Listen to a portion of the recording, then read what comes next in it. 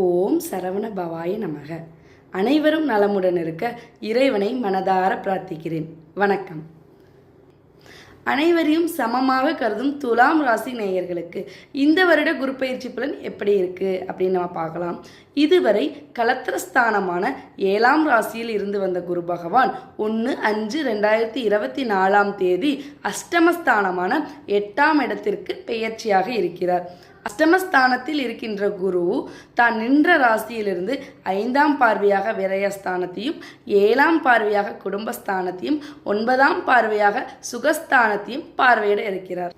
குரு அஷ்டமஸ்தானத்தில் நிற்பதால் எதிர்பாராத சில வரவுகள் உண்டாகும். வழக்கு தொடர்பான விஷயங்களில் திருப்பங்கள் ஏற்படும். இனம் புரியாத சிந்தனைகளால் மனதளவில் குழப்பம் உண்டாகும்.